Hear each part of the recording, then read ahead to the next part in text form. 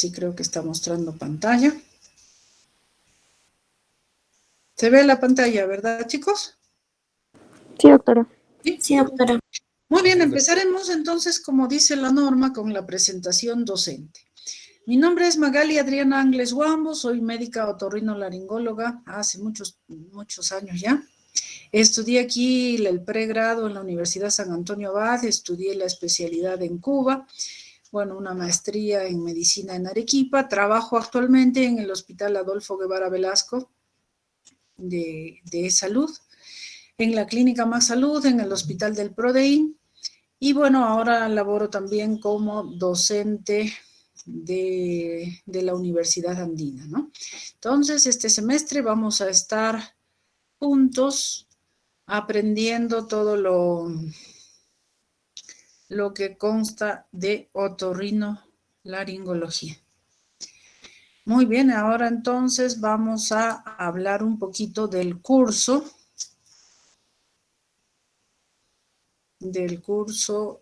de otorrinolaringología. ¿Se ve en mi pantalla, verdad, chicos? Sí se ve, doctor. Sí, doctora. Ya. Ya me perdí otra vez. Este es el sílabus, aquí, la presentación del curso.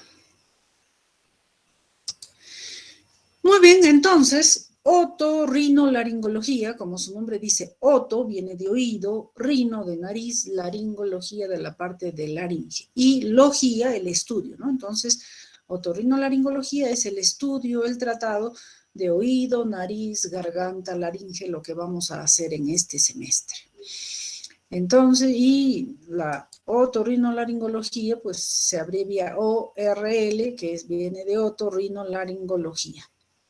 Entonces, en este semestre, en este curso que estamos iniciando ahora, vamos a estudiar las enfermedades que aquejan el oído, la nariz, la faringe y laringe. Como ustedes saben, nuestro curso pertenece al curso de cirugía 2, junto con oftalmología, urología y neurocirugía.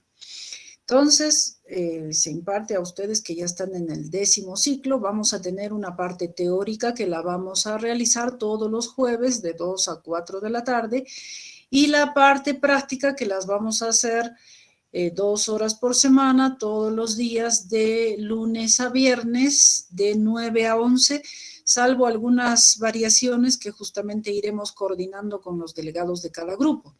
Porque, por ejemplo, el día que nos toca día quirúrgico en salud, pues en ese horario va a ser imposible poder reunirnos para la práctica y por ese día les voy a pedir pues que vamos a cambiar el horario para reunirnos en otro momento. Bien, entonces el curso va a estar dividido en 4 partes, lo que es el oído, nariz, faringe y laringe. Entonces vamos a ir viendo la patología de cada segmentos, tanto en la práctica como en la parte teórica, ¿no? Y en esto vamos a ir afianzando la parte o necesitamos el bagaje de conocimientos que ustedes ya traen de anatomía, fisiología, semiología, que es con lo que vamos a ir jugando durante nuestras clases y vamos a ir aprendiendo. Una de las principales metas, diría yo, es aprender a reconocer las estructuras normales para, según eso, identificar cómo es pues una estructura anatómica patológica y de ahí viendo en qué enfermedades se presentan y ver qué tratamiento, cuál es el diagnóstico y por supuesto qué tratamiento vamos a ir dándoles.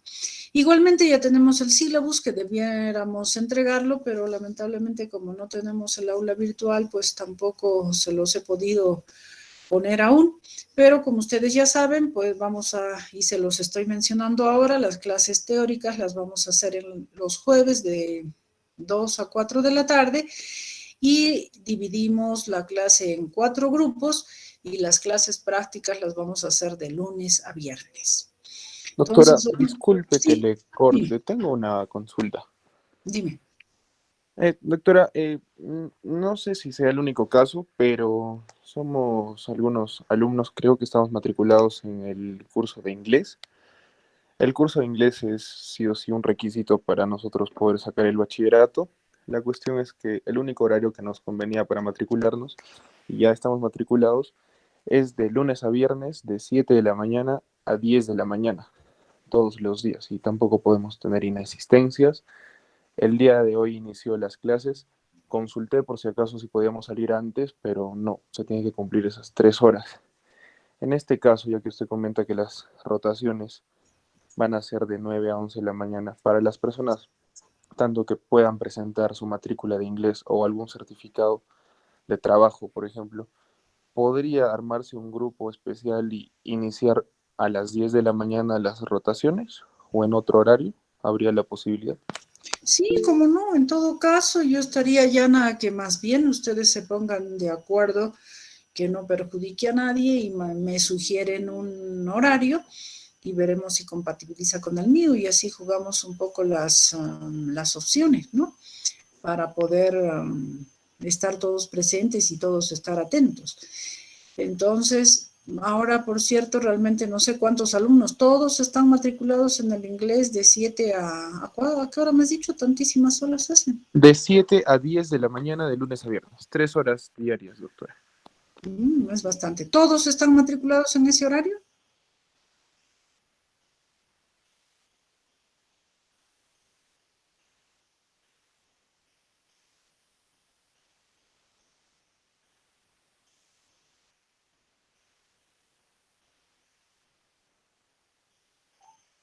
Bueno, en todo caso, con ese grupo podríamos hacer el cambio. A ver, entonces, Doris, por favor, envíame ese listado y las sugerencias de horarios, entonces, para ratificarlo y así ya establecemos qué horarios vamos a tener y con quiénes. ¿Bien?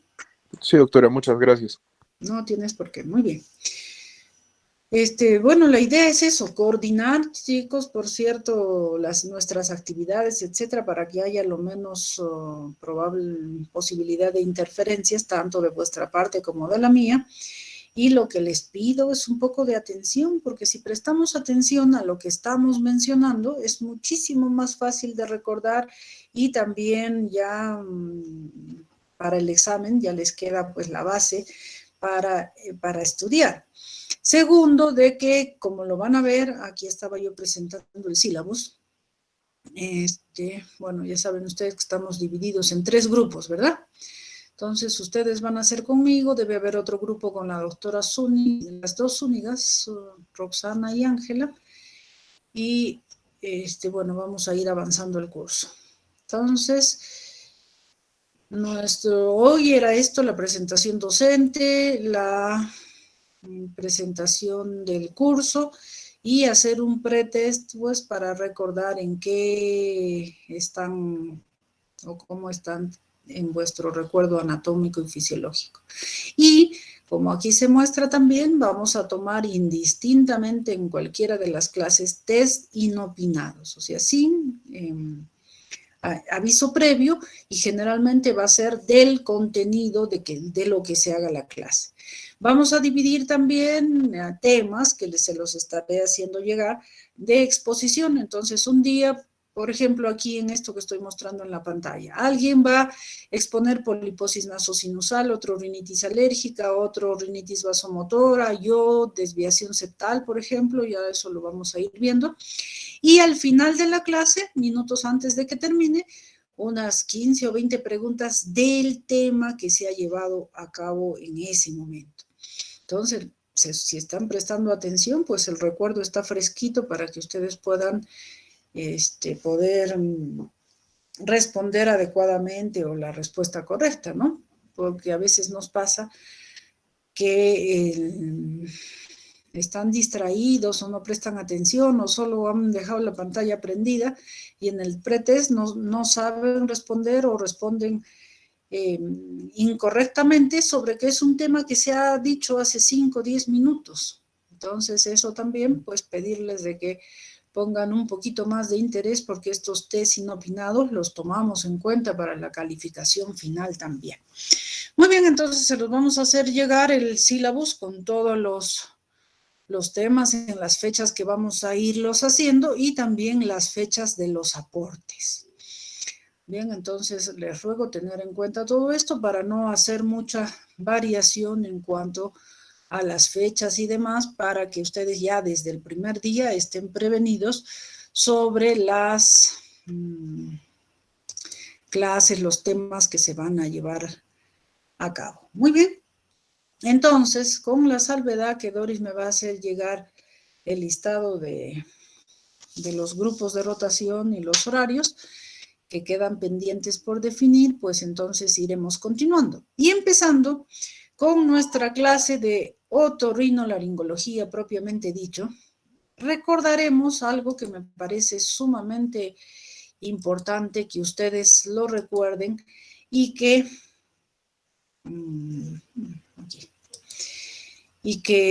es la conjunción de todo el conocimiento previo que ustedes han adquirido hasta ahora, ¿no? Anatomía, semiología, fisiología, etc.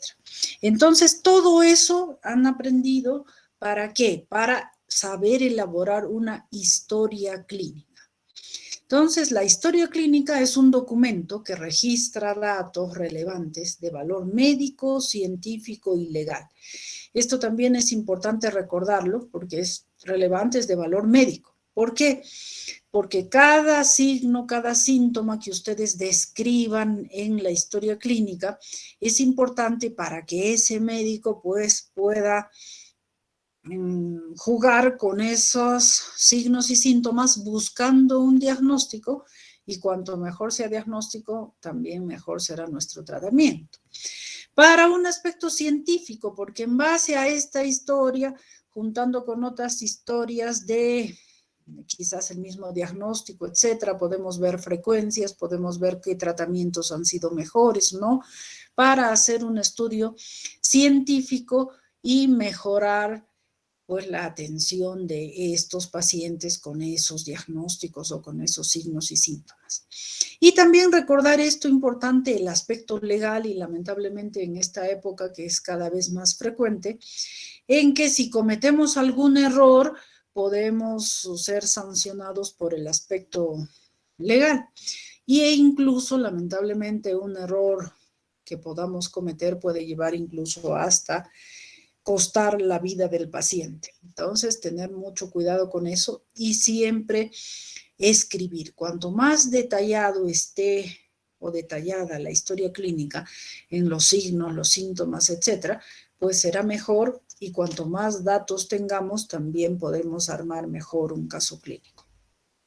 Entonces, en la historia clínica, primero deben haber siempre los datos personales del paciente para la identificación de la historia clínica. Debemos saber a quién pertenece, entonces consignar el nombre, la edad, sexo, ocupación, el número de historia, el número de documento de DNI en muchos casos, en fin, entonces los datos personales para identificar esta historia, a quién pertenece, y también, por supuesto, estos datos son importantes tanto para el aspecto médico como el aspecto científico, ¿no? La edad o sexo, saber. Mujer de 50 años, ¿en qué patologías es frecuente que se presente en este grupo etario, en este grupo o de género, ¿no? Masculino o femenino? Y también para el aspecto científico, ¿no? Igual que ahora, por ejemplo, el COVID apareció más en los ancianos con comorbilidades y ahora va variando, etcétera. Entonces, para la evolución científica y, por supuesto, sobre todo, para la identificación de la historia, porque si la historia no tendría estos datos, no sabríamos a quién pertenece todo lo que después vamos a consignar. Muy bien, entonces, recuerden ustedes que la historia clínica tiene varios aspectos importantes. Uno es la anamnesis, luego es el examen físico. Con esto hacemos un resumen semiológico para llegar a una impresión diagnóstica y en base a eso un tratamiento. ¿Qué significa anamnesis? La anamnesis es el interrogatorio, la anamnesis es la conversación que tenemos con el paciente. En ella, bueno, tomamos los datos personales, muchas veces eso ya lo hace con anticipación la secretaria, el admisionista, alguien que ya nos trae la historia clínica, pero si no, siempre es importante corroborar. Por ejemplo, ocurre muy frecuente en el hospital que uno llama un nombre X y entra el paciente, empezamos a llenar y finalmente en algún momento cuando le damos la receta algo dice, este no es mi nombre, pero si yo he llamado a fulano. ¿Y por qué entraste? Porque estoy apurado, porque no escuché bien o por lo que sea. Entonces siempre es importante también corroborar si la persona con la que estamos hablando es la persona que figura el nombre en esta historia clínica. ¿Bien? Entonces, fuera de estos datos personales que son, como hemos visto, sumamente importantes, pasamos al preguntar sobre los antecedentes familiares. Saben ustedes, recuerdan que hay enfermedades que tienen una tendencia de transmisión genética, ¿no? Entonces, tenerlo en cuenta es importante porque para sospechar, ratificar esos diagnósticos o la influencia que esos diagnósticos pueden tener en la inmunidad o en el comportamiento de diversas enfermedades, ¿no?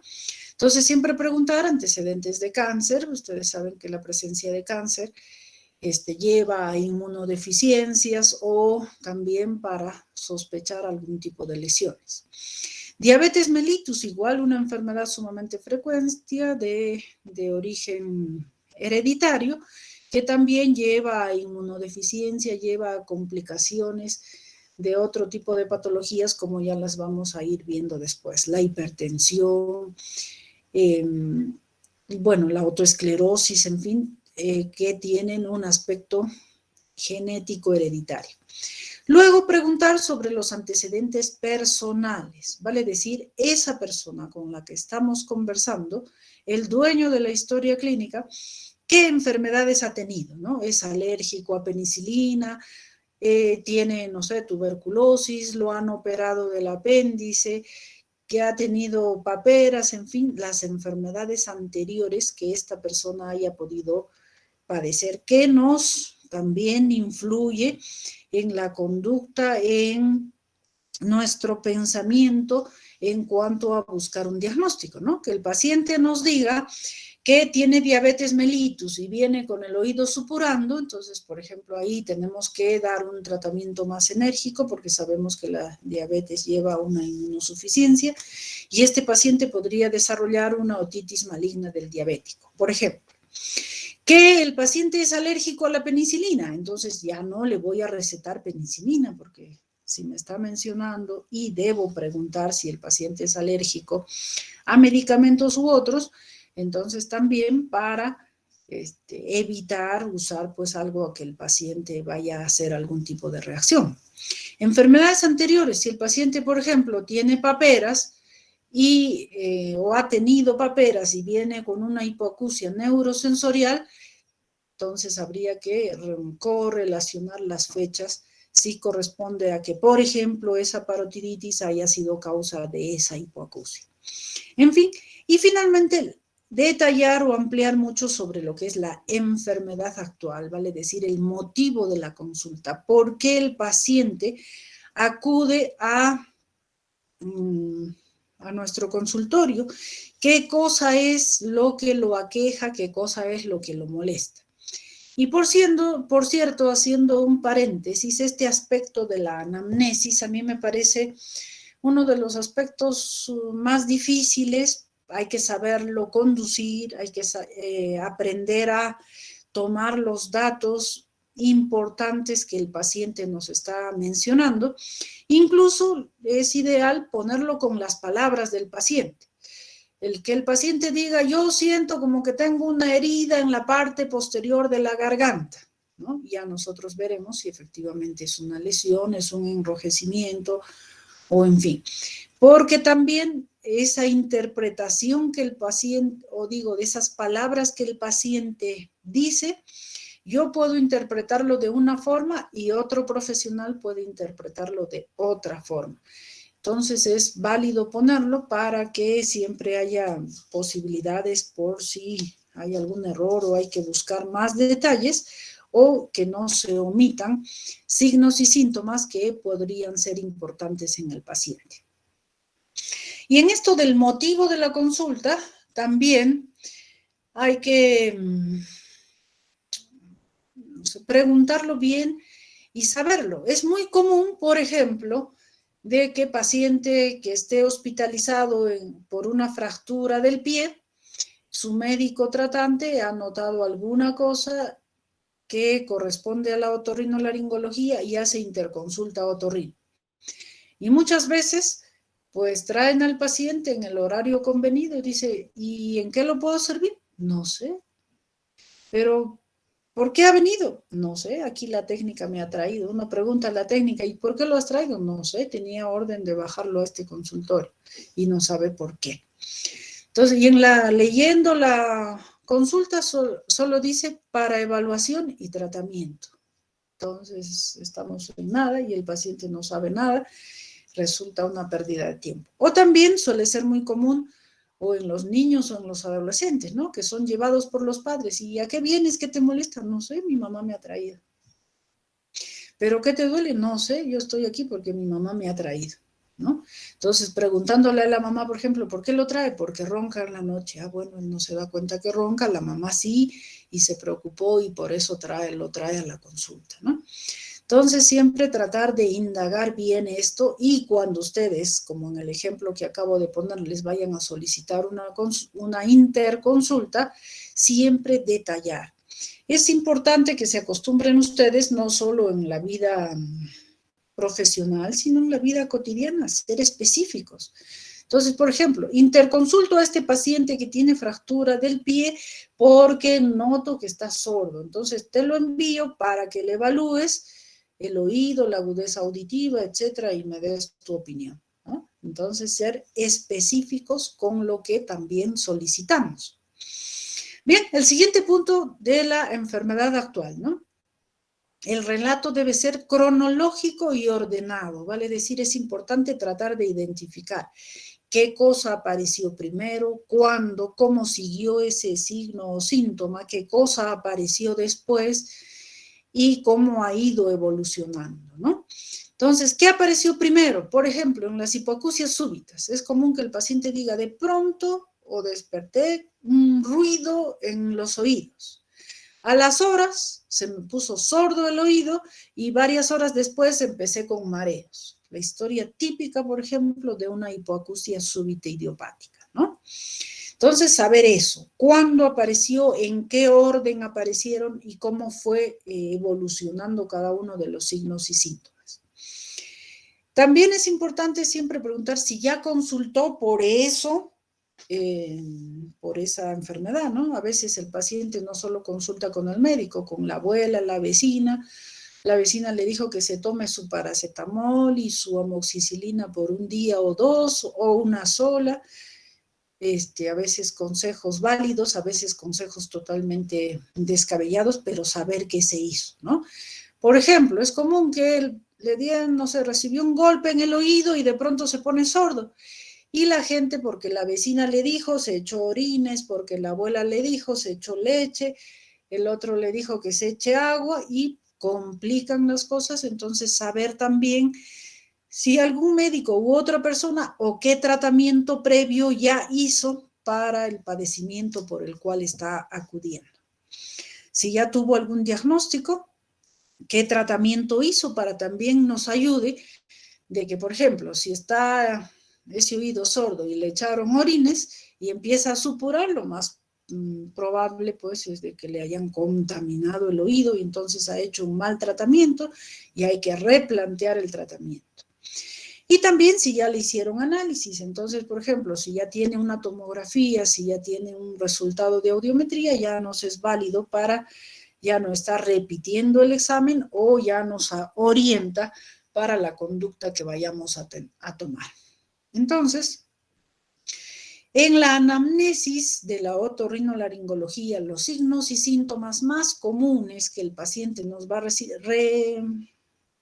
referir son pues obstrucción nasal, rinorrea, estornudos, secreción nasal, dolor faríngeo, carraspeo, tos, hipoacusia, otalgia, otodinia, y que cada uno de ellos vamos a ir buscando. Si el paciente nos refiere, por ejemplo, obstrucción nasal, y de cada uno de ellos empezaremos a preguntar desde cuándo, cómo empezó, es permanente, es más en la mañana, en la tarde, es de un lado, es los dos, o se turnan en báscula, un momento uno, otro momento otro, se asocia con qué, se asocia a estornudos, se asocia a moco, se asocia a secreción, en fin, entonces ver. En cuanto a las secreciones, que también son muy frecuentes en la otorrinolaringología, también preguntar desde cuándo, en qué horario, qué cantidad, de un lado, de los dos, con qué frecuencia, qué color tienen las secreciones, qué densidad, qué olor. Entonces, eso es importantísimo y ya nos orienta. Por ejemplo, que el paciente nos hable de una secreción acuosa, vale decir como el agua, bastante líquido y transparente, asociada a estornudos, entonces ya nos da la idea de una rinitis alérgica, por ejemplo. O como este pacientito que de pronto estornuda y le sale estos mocos semitransparentes, un poco fluidos, esto nos da la idea de que a ese moquito ha estado acumulado ahí por mucho tiempo y entonces veremos en qué patologías puede ocurrir eso. Otro signo y síntoma importante, los estornudos, ¿no? Si son únicos, múltiples, espasmódicos, asociados a qué. En la nariz, en el techo de la nariz está el nervio olfatorio y también es muy común que el paciente refiera a alteraciones olfatorias, ¿no? La hiposmia. Ahora con esto del COVID ha entrado en mucho vigor, en mucha... qué decir, moda, en gran cantidad de pacientes que presentan hiposmias o anosmias, ¿no?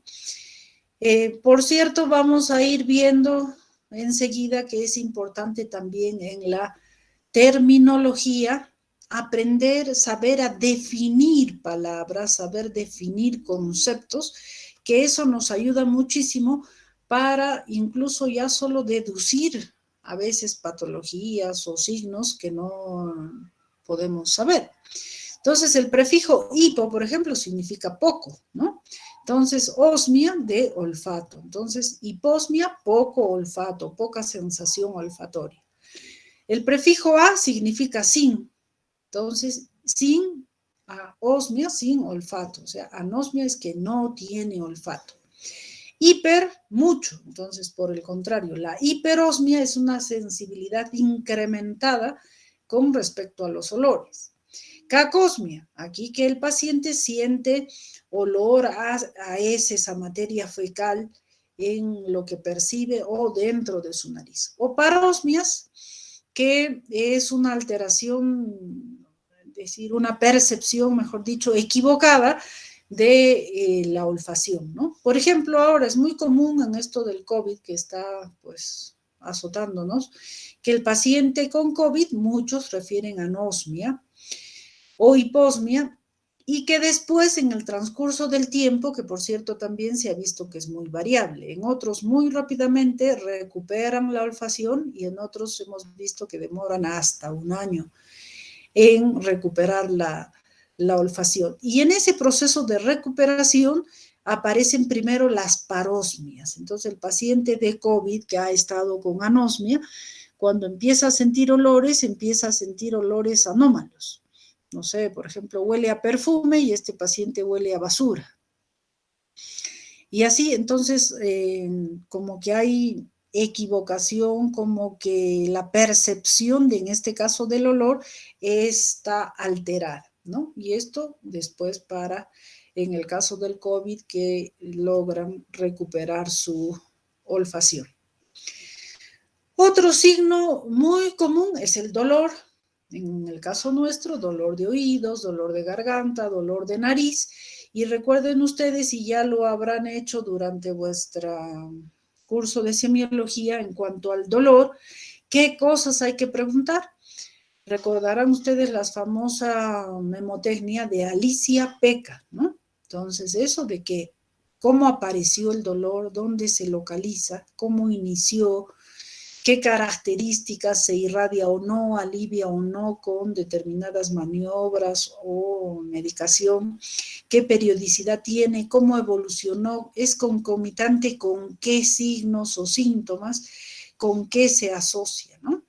Entonces, eso de la Alicia Peca, para preguntarlo en todos los dolores que el paciente tenga, dolor de oído, dolor de nariz, dolor de garganta, en fin, siempre para ir viendo el tipo de dolor e irlo asociando en qué patología se puede presentar cada uno de ellos. El carraspeo también es otra manifestación faríngea muy frecuente, igual que hay que preguntar desde cuándo, con qué frecuencia, se presenta o no con secreciones, y estas secreciones qué color, qué densidad, qué olor tienen, y si calma con algo, etc. Otro signo síntoma es muy frecuente es la tos. Preguntar si viene con expectoración, sin expectoración, es repetida, es espasmódica, tiene un horario, se asocia con qué. Otro signo síntoma es la hipoacusia, ¿no? Hipo, poco, acusia, audición. Poca audición, baja de la audición. Igual preguntar antecedentes familiares. Hay hipoacusias que son de tendencia familiar, que todas las familias son sordos o incluso muchos sordomudos. Esta hipoacusia apareció súbitamente, progresivamente, de un lado, de los dos. ¿Qué asociación tiene con la edad, con el sexo? Hay hipoacusias que son más frecuentes en mujeres, otras hipoacusias que son más frecuentes en hombres, y la edad, por supuesto, y asociación con otras enfermedades, ¿no? Hace un par de años ha habido también una epidemia bastante importante aquí en Cusco de la parotiditis, de las paperas. Y las paperas, como ustedes saben, cuando ya va en adolescentes o mayores, se asocia con patología de hipoacusia neurosensorial y con orquitis, sobre todo en los masculinos, ¿no? Entonces, siempre también tener en cuenta y buscar esos posibles antecedentes. El siguiente aspecto muy importante de la historia clínica es el examen físico. Como ustedes ya habrán visto en la medicina general, por consenso se dice que para realizar el examen físico, el médico debe situarse a la derecha del paciente para realizar su examen físico. En el caso de la otorrinolaringología, generalmente nosotros evaluamos al paciente sentado. Nos sentamos frente a frente con el paciente a la misma altura del examinador y el paciente. Y algo muy importante que el examinador debe tener es una fuente de luz para iluminar las cavidades oscuras que vamos a examinar, ¿no? La nariz es profunda y necesitamos una luz concentrada y que llegue a ese orificio profundo para poderlo evaluar. Igualmente la orofaringe o el oído, que necesitamos siempre de una fuente de luz para poder examinarlo en su totalidad. El examen físico a su vez está dividido en 4 aspectos muy importantes, que es la inspección. La inspección es lo que podemos ver, lo que nuestros ojos captan. Que el paciente viene cojeando, que el paciente viene tambaleante, que el paciente está pálido, que está hinchado, que todo lo que nuestro aspecto visual pueda captar es la inspección. La palpación es el siguiente paso del examen físico y esto nos valemos del tacto. Todo lo que podamos, lo que nuestro tacto pueda percibir. Consistencia, dureza, motilidad, calor, en fin. Y por cierto, si pues el tacto lo usamos nuestros dedos para percibir, pero este tacto, sobre todo en las cavidades como las que estamos mencionando, profundas, como la nariz, el oído, incluso la misma orofaringe, donde no es fácil que entre nuestro dedo para poder palpar, podemos palpar a través de un instrumento más delgado.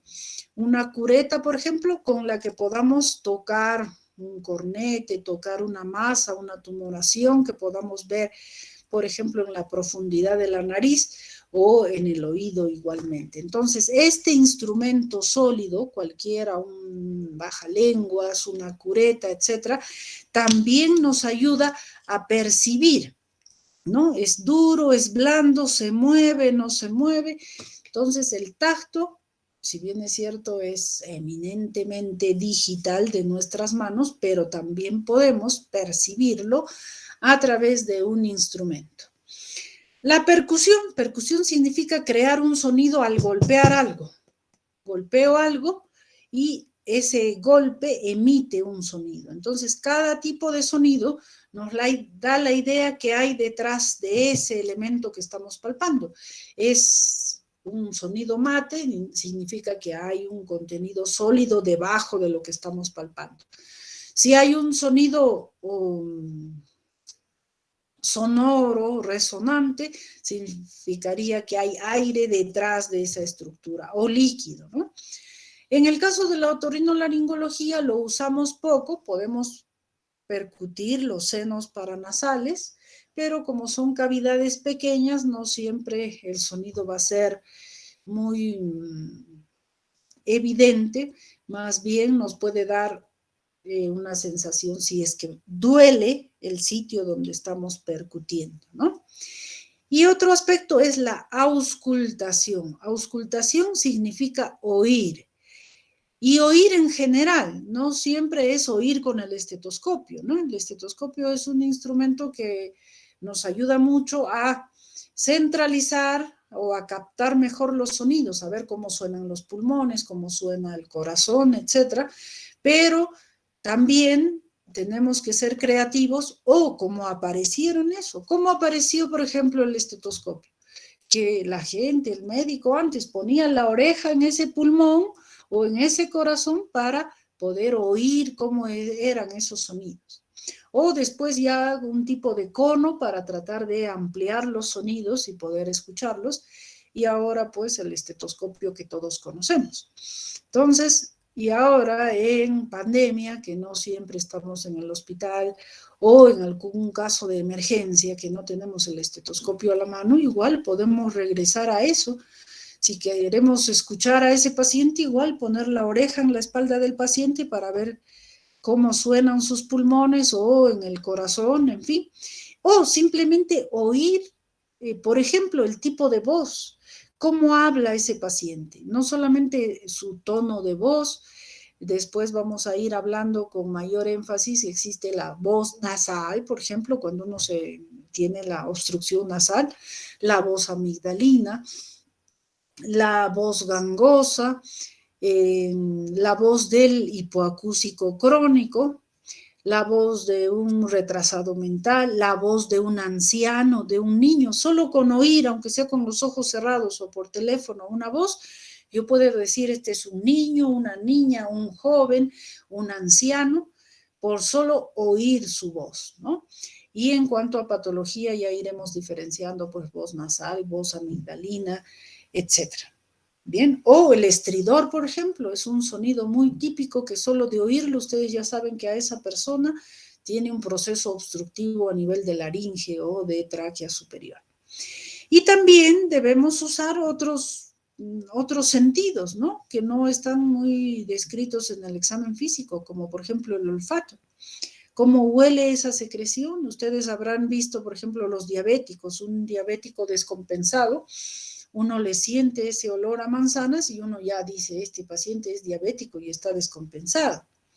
Ven a un niño y le sienten olor a orina, a urea, dicen a este niño probablemente está fallándole los riñones, ¿no? Entonces está con su nefropatía. Entonces, o entran a un ambiente donde hay un olor fétido, ustedes ya dicen, aquí hay olor a anaerobios, olor a gérmenes, olor a a malogrado, olor a heces, olor a tantas cosas que solamente con ustedes percibir ese olor también ya los está orientando a algún tipo de diagnóstico. Muy bien, entonces, volviendo a las partes de nuestro examen físico, a la inspección, lo que nuestros ojos pueden captar, nuestro aspecto visual. ¿Qué es? ¿Cómo llega el paciente? ¿Llega consciente, llega en camilla, llega desmayado, está lúcido, en fin? ¿Qué expresión tiene su cara? Por ejemplo, esta figura que ustedes están viendo es la famosa facies adenoidea, ¿no? Entonces, esto ya nos indica que este paciente tiene una hipertrofia de adenoides de hace mucho tiempo. O una facies de dolor, el paciente viene con una facies muy típica, que la conocen, que todos solo al verlo pueden ya decir a este paciente algo le duele, ¿no?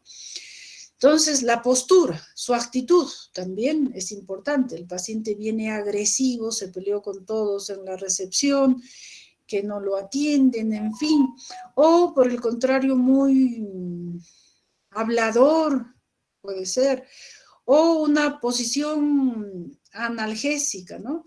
Entonces, por ejemplo, el que le duele el cuello va a venir con una cara así, facies adolorida, porque es una posición antálgica. Él siente en esta posición menor dolor que si lo mandan a estirarse. O el sordo profundo, por ejemplo, ¿qué hace? Cuando habla, pone así la mano en la oreja como aumentando el área de captación del sonido, entonces, y gira hacia donde está emitiéndose el sonido. Entonces, ustedes ven ese gesto, que el paciente gire así y ponga la mano, ya les está avisando que es sordo, ¿no?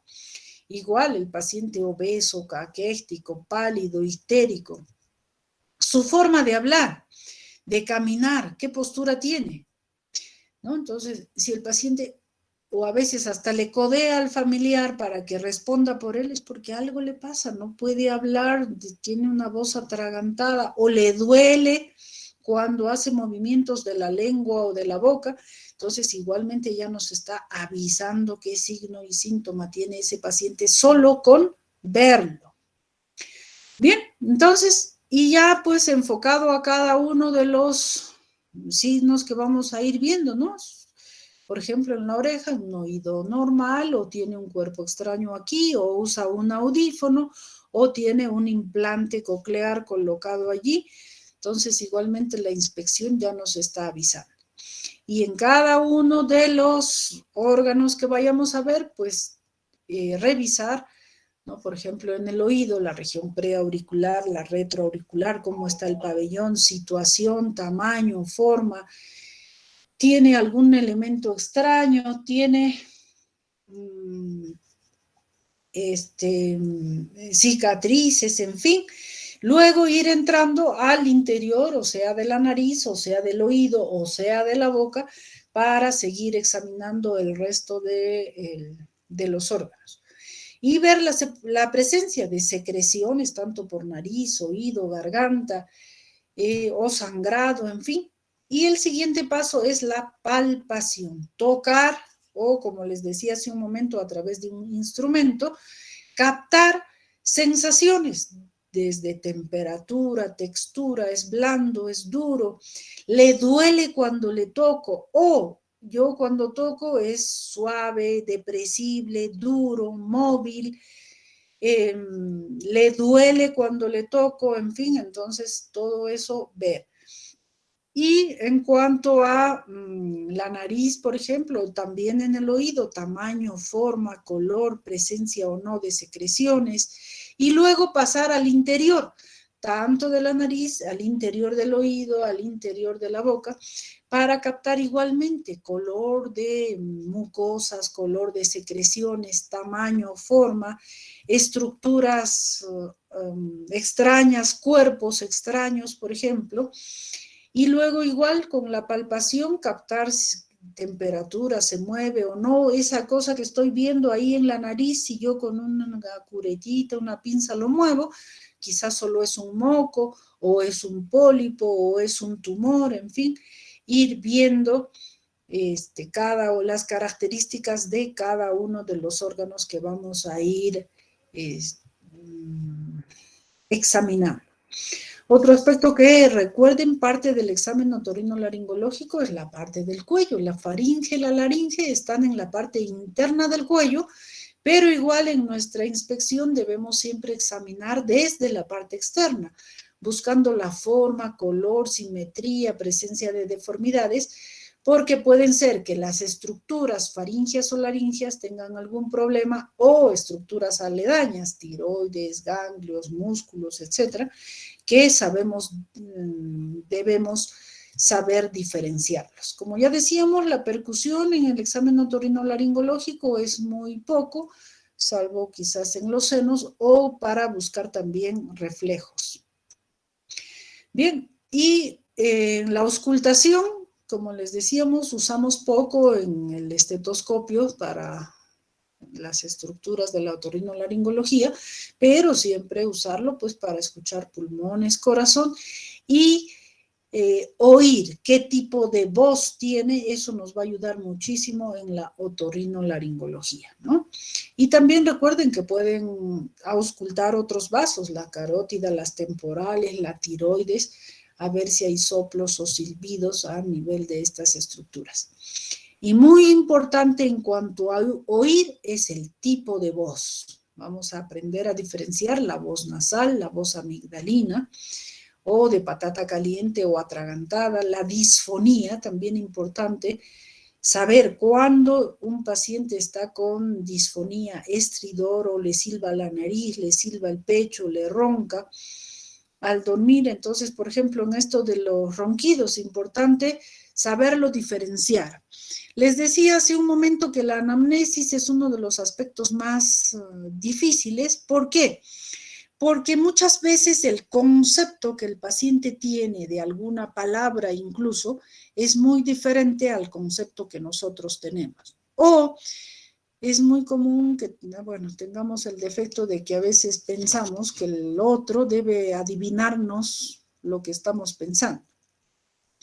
O palabras, como les digo, erradas, ¿no? Es muy común que los pacientes, por ejemplo, mencionen, dice, yo estoy resfriado hace un mes, 2 meses, ¿no?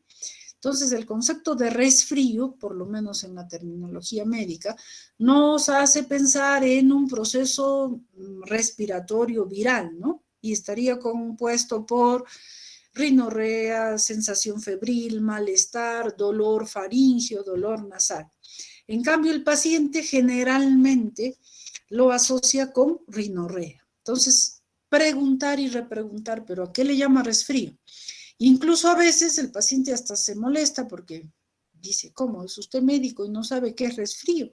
Entonces, es importante saber definir los términos. Entonces, como le digo, si ustedes indagan, si ustedes repreguntan, generalmente lo más común es que el paciente se refiera a la rinorrea, por ejemplo. O si el paciente dice, tengo faringitis. Entonces, si repreguntan, generalmente lo asocian a dolor faríngeo. En vez de ellos decir, tengo dolor de la garganta, dolor faríngeo, ellos dicen, tengo faringitis. Entonces, es importante saber diferenciar incluso la terminología, ¿no? Y bueno, después de haber hecho nuestra anamnesis lo más detallada posible, nuestro examen físico muy exhaustivo, en algunos casos no llegamos a un diagnóstico y vamos a requerir de exámenes auxiliares. Entonces, pues, no sé, dependiendo de cuál de los órganos, ¿no? En la nariz, una radiografía de senos paranasales, una rinomanometría, a nivel del oído, audiometría, logoaudiometría, los exámenes de imagenología, las radiografías, la tomografía. En esto de los exámenes auxiliares es muy importante saber pedir. Y siempre yo les hago la comparación con la vida cotidiana. Es importante, incluso en nuestra vida cotidiana, saber pedir. Por ejemplo, si uno va a un restaurante, no dice, oiga, mozo, trágame comida, ¿no? ¿Qué haría el mozo? Le dice al cocinero, deme comida para el cliente tal, nos traerá lo que al cocinero le parece, quizás nos guste, quizás no.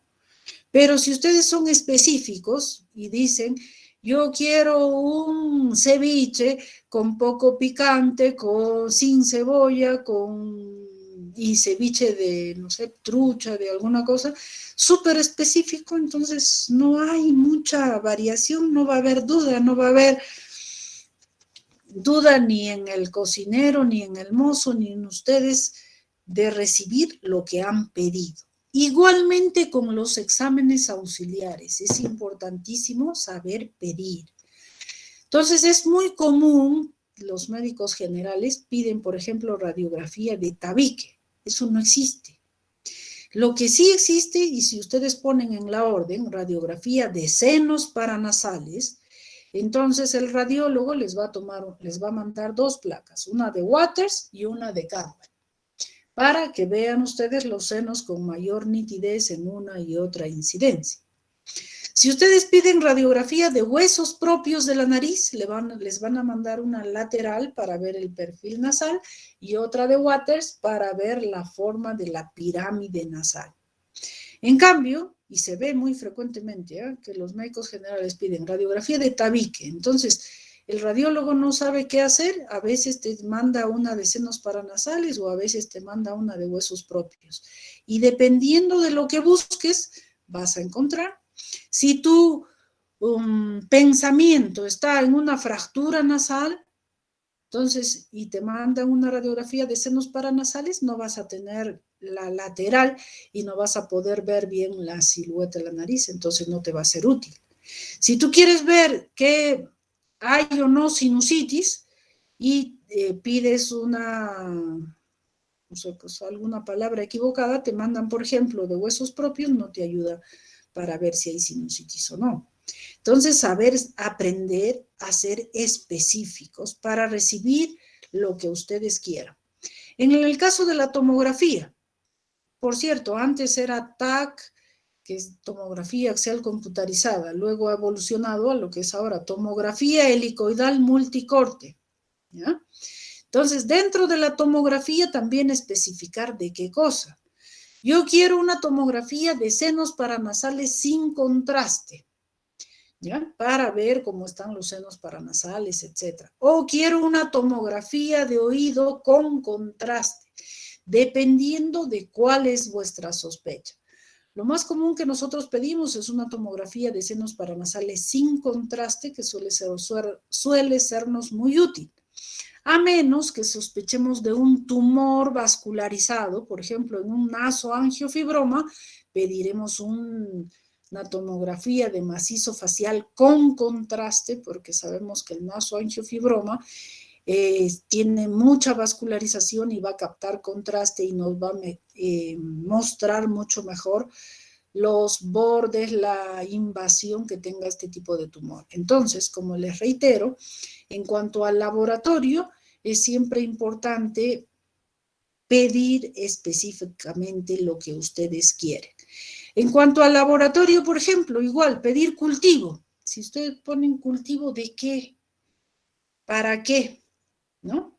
Entonces, el cultivo, por ejemplo, yo quiero cultivo de secreción faríngea para buscar gérmenes comunes. O quiero cultivo de secreción nasal para buscar anaerobios. O quiero cultivo de líquido pleural, yo qué sé, buscando bacilo tuberculoso. Entonces, hay que ser muy específicos con lo que uno quiere para que reciba también lo que uno quiere. Entonces, con estos resultados obtenidos de la anamnesis, del examen físico, de los exámenes auxiliares, vamos a hacer pues este reconocimiento, hacer este agrupamiento de signos y síntomas que vayan a llevarnos a un diagnóstico, mediante el cual, ya teniendo un diagnóstico, pues vamos a dar también un tratamiento más adecuado para determinada patología, ¿no? Y recordar que el tratamiento no solamente es médico, quirúrgico, también lleva un aspecto dietético, lleva un aspecto farmacológico, lleva también un aspecto fisioterapéutico y también un aspecto emocional. Es importante al paciente, ¿no? Decirle, por ejemplo, tiene un absceso amigdalino, no le van a dejar dieta completa, pues porque no va a poder tragar. Entonces le dejarán una dieta licuada, por ejemplo. Ahora, el paciente está muy atemorizado, por ejemplo, los niños, ¿no? O todas las personas que los van a operar, tiene miedo a la cirugía, etcétera, darle la explicación, el aspecto, el refuerzo emocional y las expectativas y lo que se le va a hacer durante el aspecto quirúrgico también para aliviarlo al paciente. Muy bien, ¿están todavía ahí, chicos? ¿Hola? Sí, doctora. Sí, así es, doctora. Ya. Muy bien, y por cierto, en la dinámica de nuestras clases, me parece un poco tedioso ir llamando uno por uno la lista.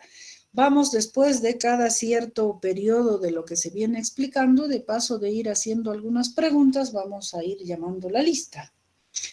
¿Ya? Entonces, por ejemplo, y ahora, para conocernos un poco, prendan vuestras cámaras. Por cierto,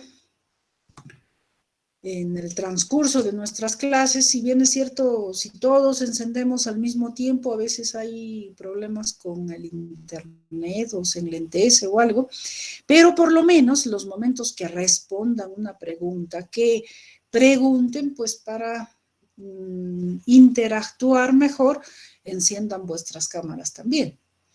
Entonces, a ver, ustedes ya saben vuestros números de lista. A ver, los 10 primeros, por favor, prendan vuestras cámaras para irnos conociendo. Y, a ver, Renzo Gabriel Aguirre Vaca. ¿Dónde está? Sí, doctora. A ver, muy bien, Renzo está presente entonces. Lucas Santiago Álvarez Vela. Alférez Vela, doctora. O Presente. Alférez, perdón. Muy bien. Alférez Vela, presente. Muy bien, ¿ves? Por ejemplo, ahí Lucas no ha querido... Ah, no, sí aprendió. Sí está aprendido, doctora. O creo que No es el quería. internet. Ya. Está bien, está bien. Bien, Yaham Alvarado. Doctora, buenas tardes, es Yarami. Ah, cierto, Yaramil, ahí estaba muy pegada a la... Muy bien, presente. Erasmo Amao Jaimes. Presente, doctora, buenas tardes. Muy bien. Valia Pasa, Vilca Presente, Pasa. doctora. Muy bien, Erasmo, ya te consideré. Presente, doctora, buenas tardes. Buenas tardes. Valia Pasa, ¿no? Sí, doctora. Aquí tengo 2 veces a pasa, vilca pasa, de lo que se trata, ¿no? Los sufijos itis, por ejemplo, significa inflamación. Otitis, inflamación del oído. Rinitis, inflamación de la nariz. Apendicitis, inflamación del apéndice, etc. El término oma significa tumor. Por ejemplo, condroma, tumor de cartílago. Melanoma, tumor de melanocitos, ¿no? Entonces, todo lo que es oma nos da idea de tumor. Ectasia es una dilatación, por ejemplo, bronquiectasia, dilatación de los bronquios, que esta palabra nos da la idea de dilatación de algún órgano. Cele, herniación, meningocele, las meninges están herniadas, están protruidas a algún sitio. Cistocele, la protrusión de algún tipo de quiste. La ragia, pérdida de sangre, ¿no? Por ejemplo, hemorragia, bueno, habría un poco de redundante, salida de sangre, pero otorragia, salida de sangre a través del oído. Colonorragia, salida de sangre a través del colon, ¿no? Rea significa fluido, por ejemplo, otorrea, fluido que sale a través del oído. Rinorrea, fluido que sale a través de la nariz. Algia u odinia, cualquiera de los términos, significan dolor, ¿no? Otalgia, odinofagia, nos dan idea de dolor. Plegia, parálisis, ¿no? Hemiplegia, cuadriplegia, en fin, da idea de parálisis. Y los prefijos pseudo, por ejemplo, pseudotumor, es un falso tumor o da idea de un tumor. Peri, alrededor. Periauricular, perinasal, perioral, alrededor de alguna de las estructuras. Y también recordar y saberlo diferenciar que existen síntomas comunes y signos o síntomas patognomónicos. Los síntomas comunes, por ejemplo, anorexia, falta de apetito, que no quiere comer. Igual no le da ganas de comer si tiene COVID, si tiene infección urinaria, si tiene infección intestinal, o incluso por aspecto emocional, se peleó con el enamorado, está con anorexia, no quiere comer, ¿no? Entonces es un síntoma común que puede ser común a muchísimas patologías. El decaimiento igual, uno está decaído porque pasó mala noche, decaído porque tiene una infección, decaído porque hay un problema de inmunodeficiencia, hasta un decaimiento emocional, igualmente tuvo un fallecimiento en la familia, está decaído de la pena, ¿no? La cefalea, que es el dolor de cabeza, igual es un signo común. Te da cefalea cuando tienes fiebre, te da cefalea cuando tienes examen, te da cefalea por contractura muscular, te da cefalea por meningitis, por un sinnúmero de cosas. Los vómitos igualmente en muchas cosas pueden estar presentes. Entonces, así como estos, existen muchos signos o síntomas comunes. En cambio, existen signos patognomónicos. ¿Qué significa patognomónico? Que es típico, que es característico de algo.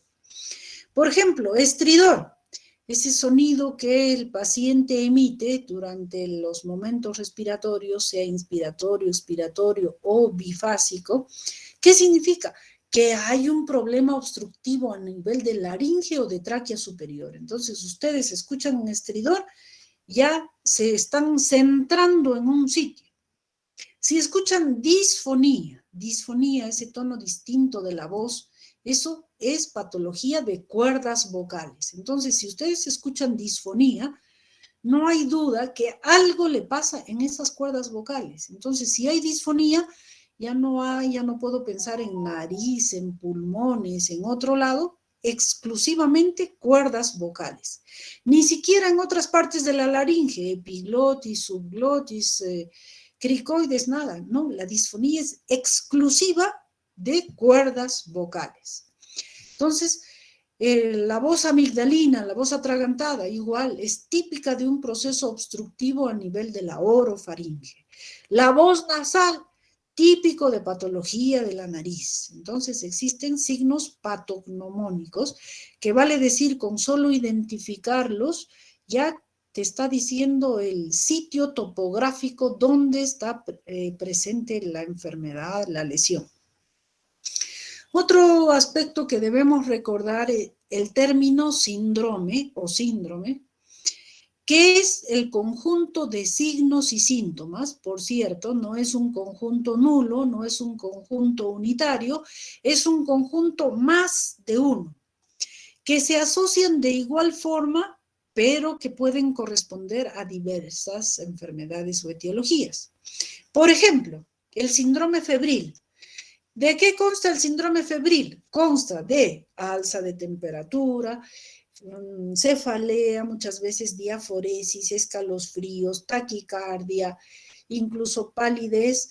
Todo ese síndrome febril igualito se repite en el COVID, se repite en la fiebre tifoidea, en la meningitis, en la infección urinaria.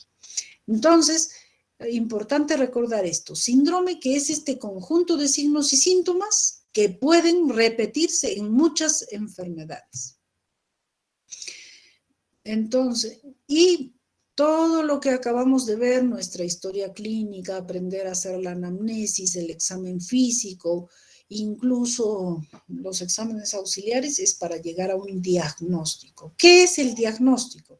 Esta palabra viene del griego, que significa día, a través, y el gnóstico, conocer, ¿no?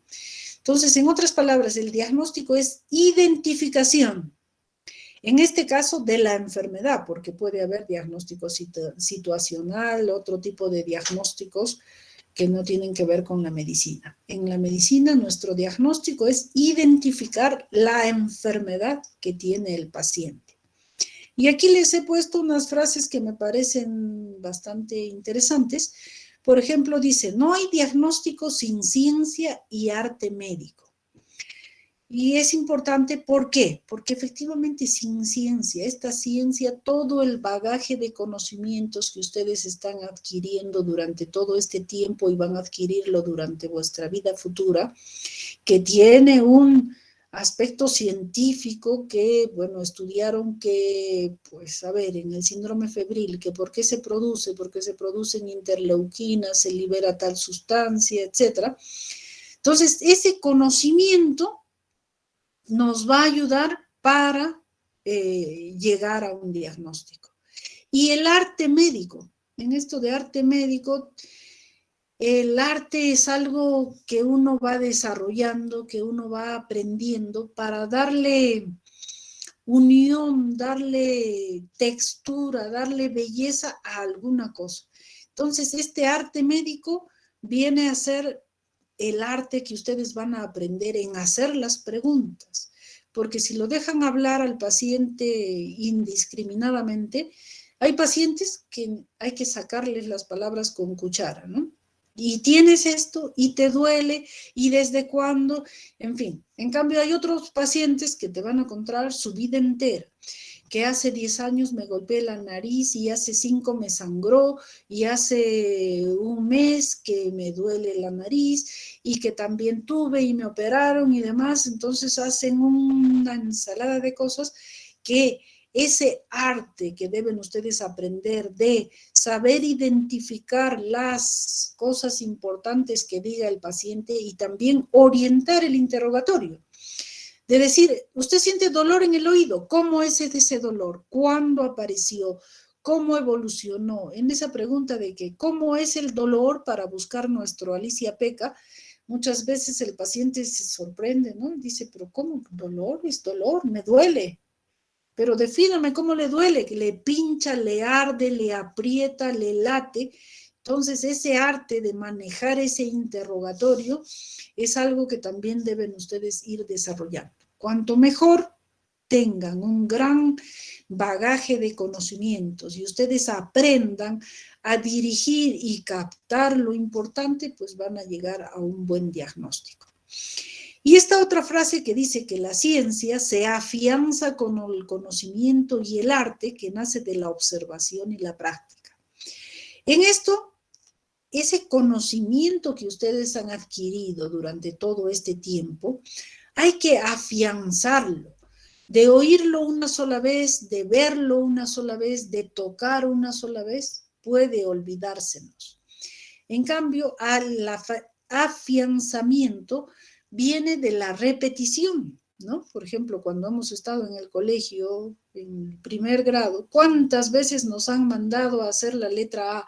Una bolita con su colita. Hemos hecho 5, 10, 20 páginas de la bolita con su colita y a nadie se nos olvida ahora cómo es la letra A, ¿sí?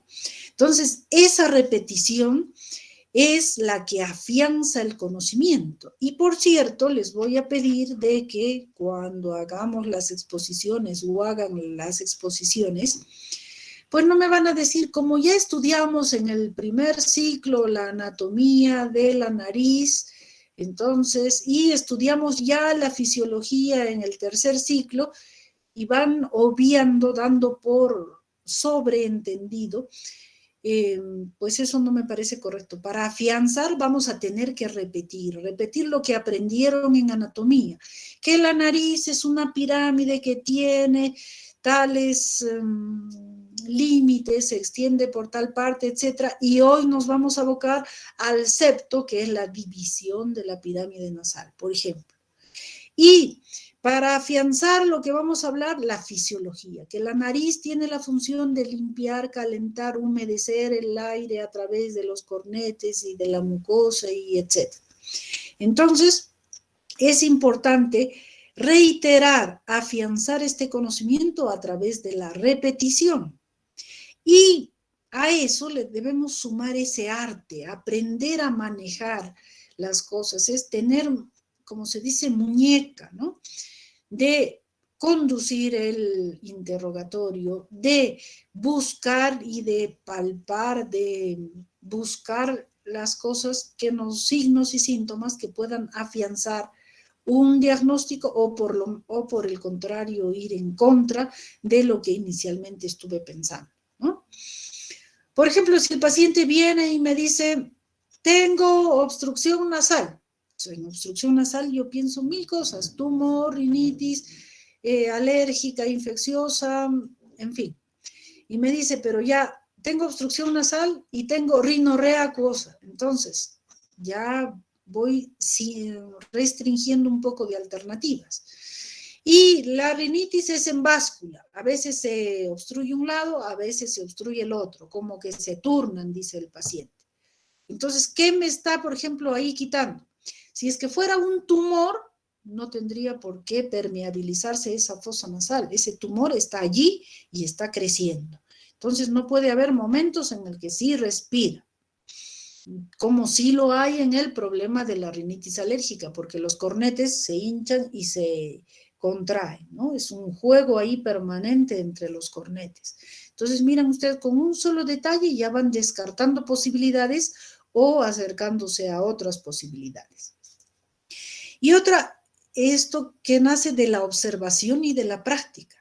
Hay que aprender a observar y practicarlo.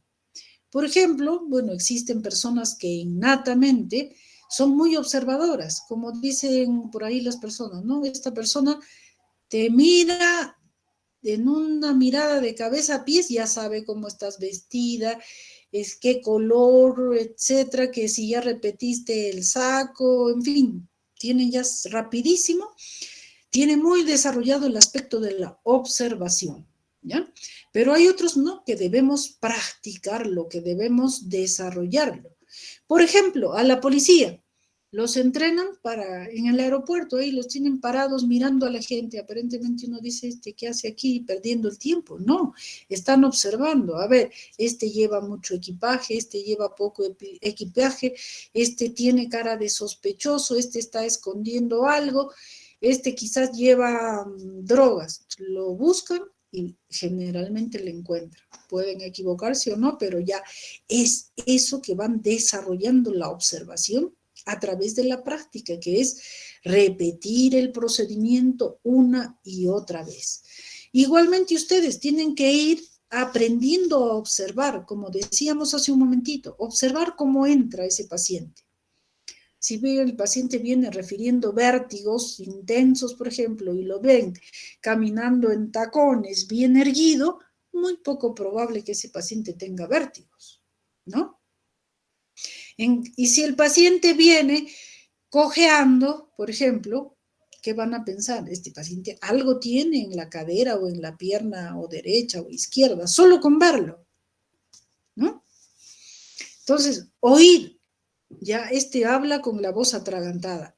Tiene obstrucción en orofaringe. Entonces, ya es ir entrenando nuestros sentidos, nuestro oído, nuestra visión, nuestro tacto, para ir afianzando esos conocimientos para poder llegar a un buen diagnóstico.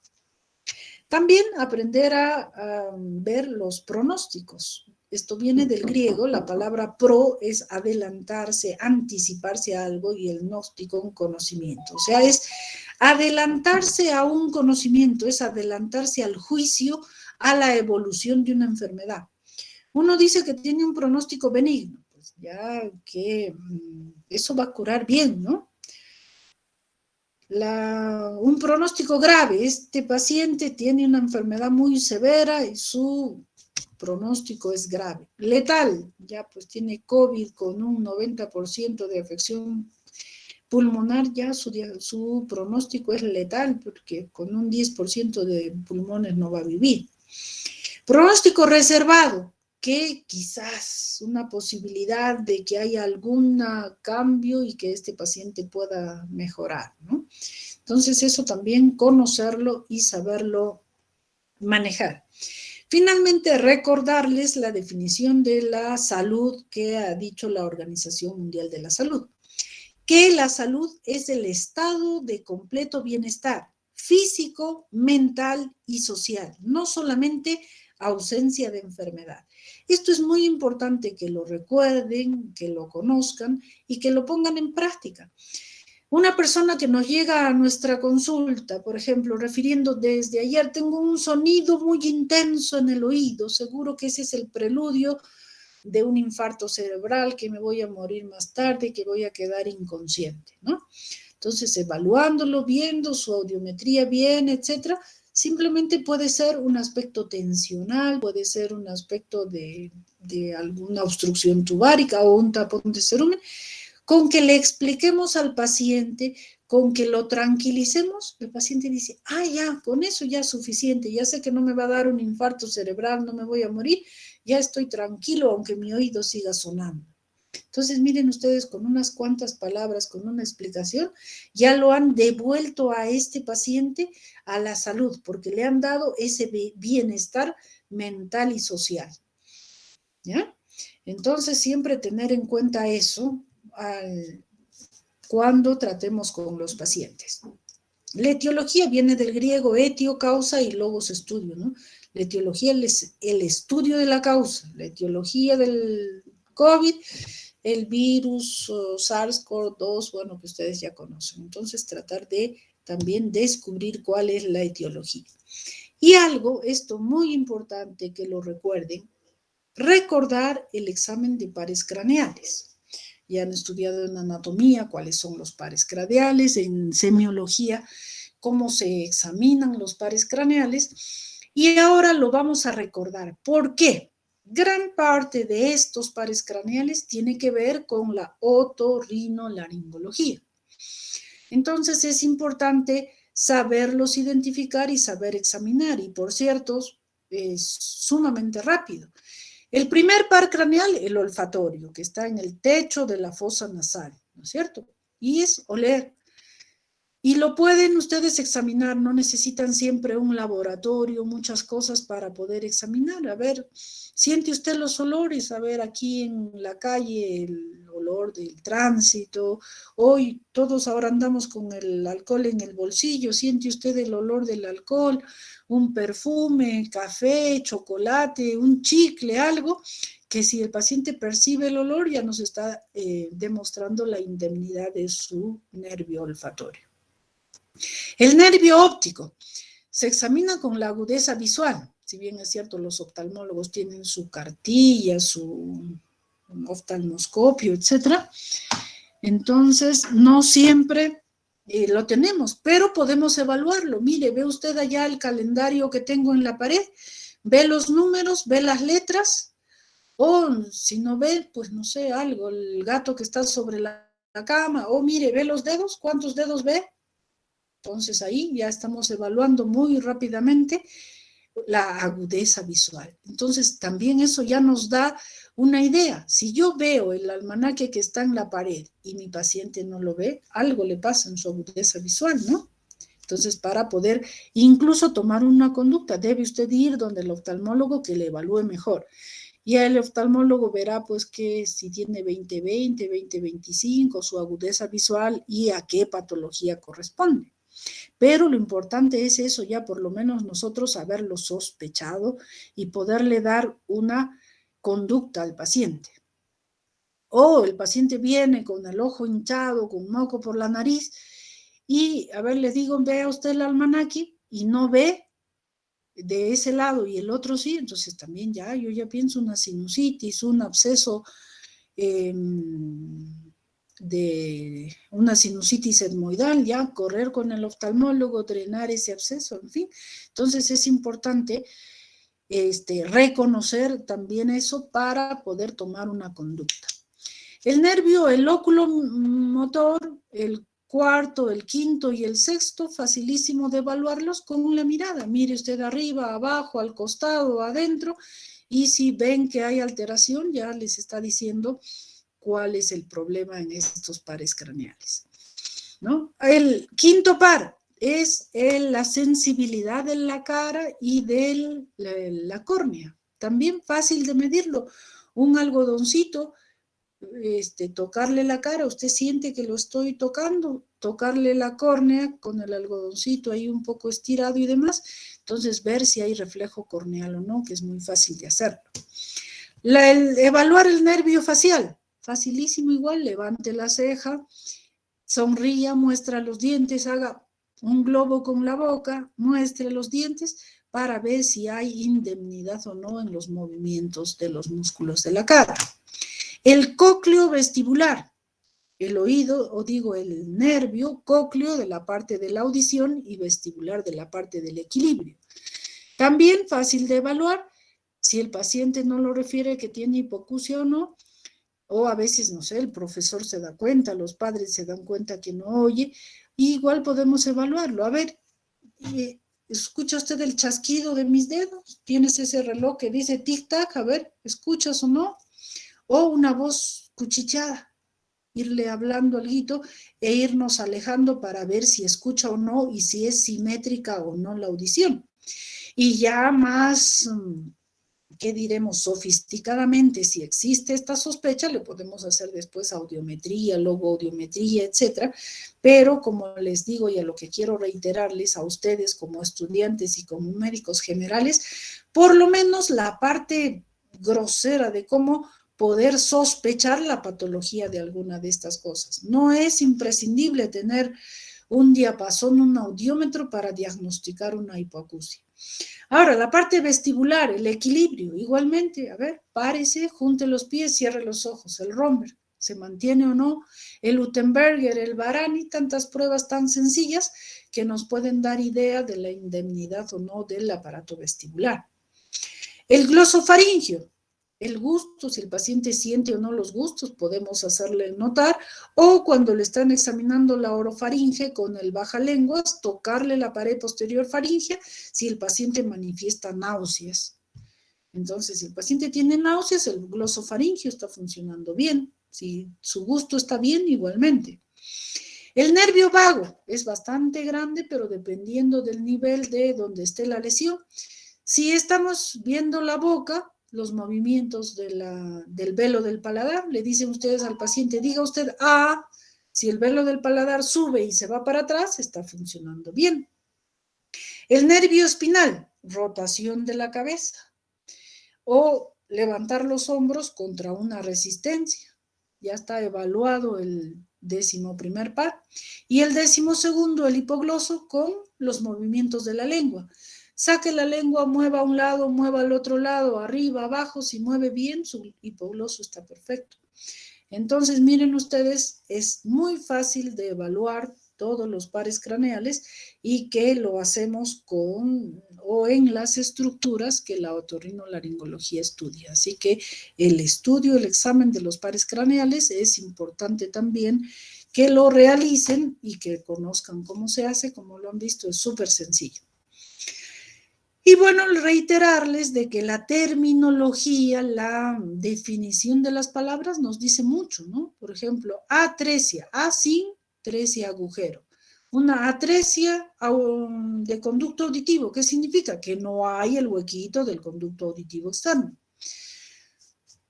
Atrofia, que el órgano ha disminuido de tamaño, ha disminuido de volumen. Una hipertrofia, por el contrario, un aumento de volumen. Una amígdala grande es una hipertrofia de amígdalas, un volumen aumentado.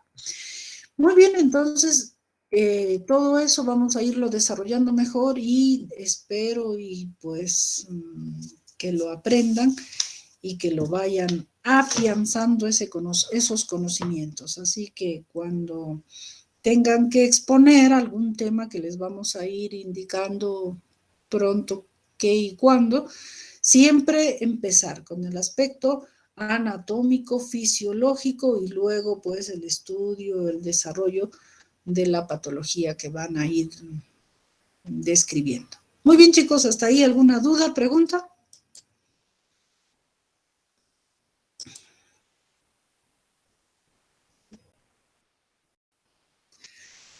Ya, muy bien chicos, entonces por hoy hemos terminado y espero que para nuestra próxima clase esté ya el aula virtual habilitado y la grabación para poder poner ahí los materiales de estudio.